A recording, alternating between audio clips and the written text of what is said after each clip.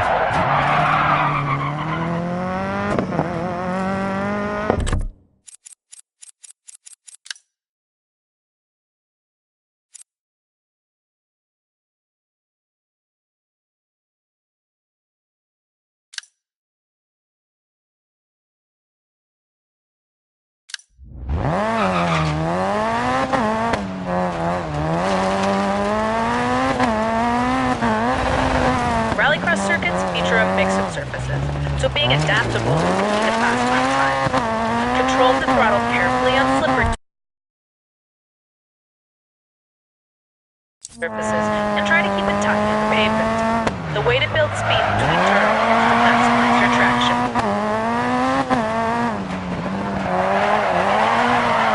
When transitioning from a loop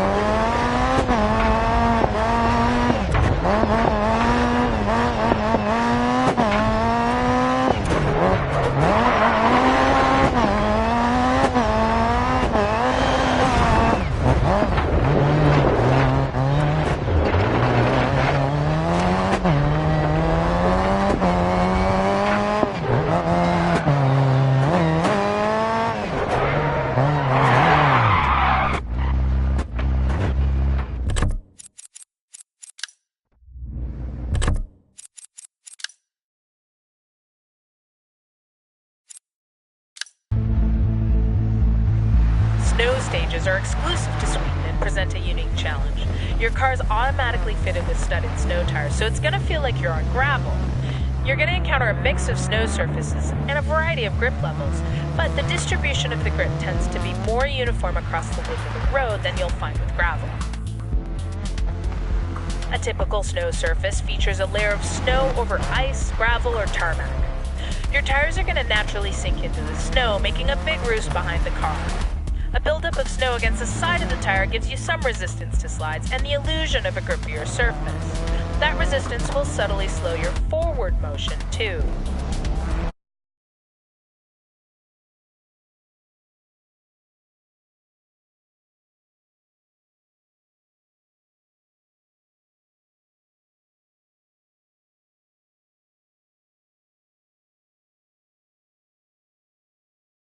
Being consistent across the road as you transition between slush and snow, so your best bet is to stick to the worn tracks whenever you can. Built up along the side of the road are the famous Swedish snowbanks. You gotta watch out, cause they'll grab the car if you hit them too hard, and that'll be the end of your rally. But you can use them too. If you drag the tail of your car through them, they'll help keep you straight on corner exits. Careful though, there's a fine line between brushing the bank and digging in, which makes this one of the most advanced snow driving techniques you can master.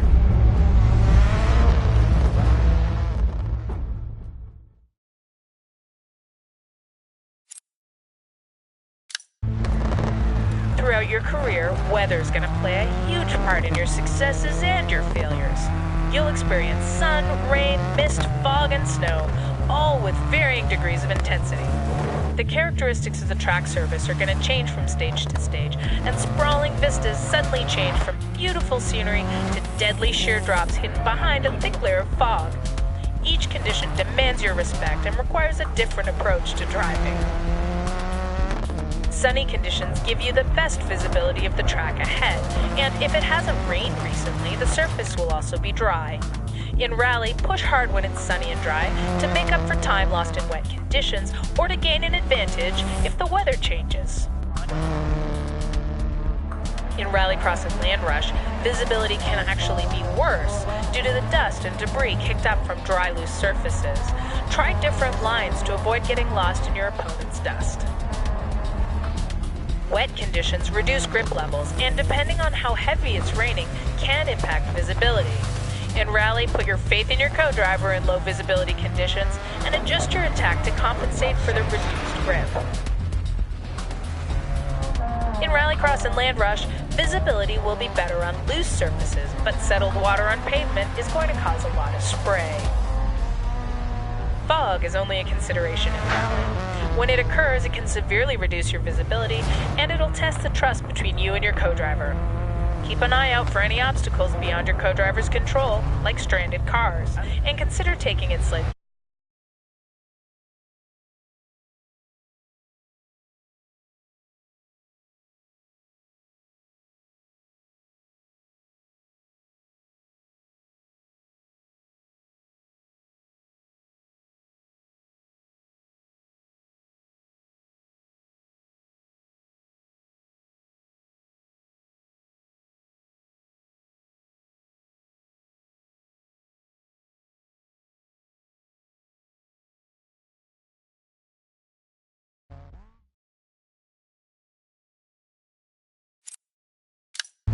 Driving a night stage can be one of the toughest challenges in rally.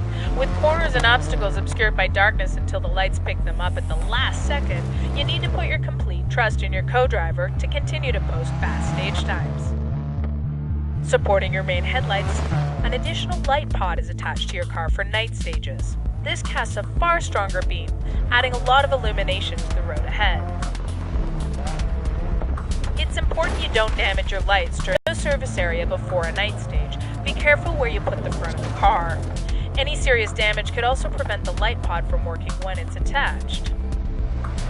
If you do have damaged lights when you get to the service area, check the event details to determine if there's a night stage coming up.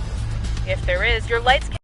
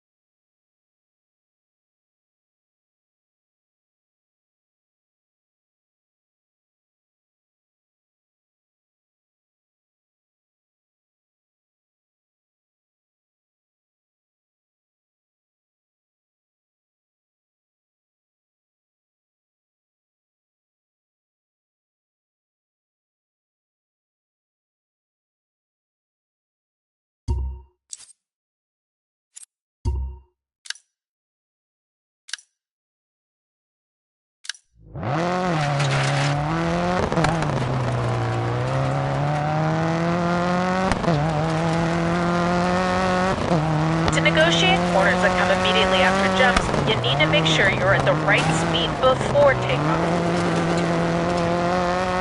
So I'm heading straight toward the jump. I'm watching my speed, and I'm making sure I can land in the right place to take the corner without hitting the red mark.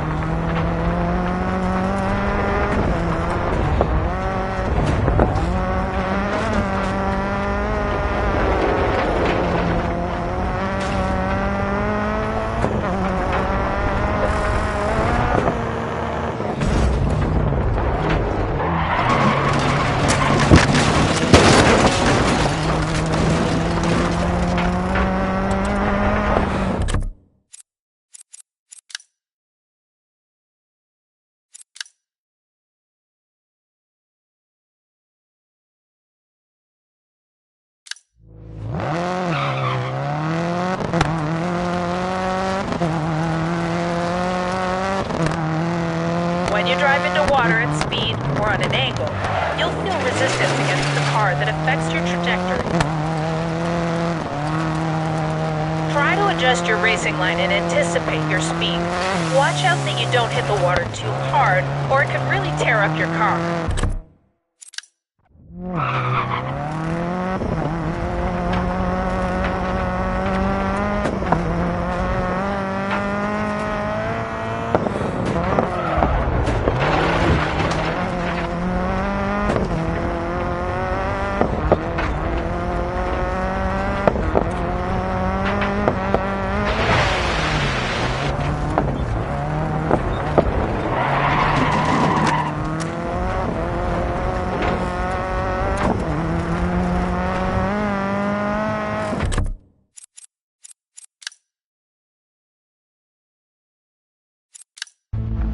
Camber is an important factor. There are two types of road camber, positive and negative. Positive camber is when the road is sloped toward the inside of the corner. It can be used like banking through the corner for higher cornering speeds. Negative camber is when the road surface is sloped away from the inside of the corner. This naturally tries to force the car away from the apex, pushing you wide, so you want to use lower speeds. Your co-driver will warn you with an off-camber call. In isolation,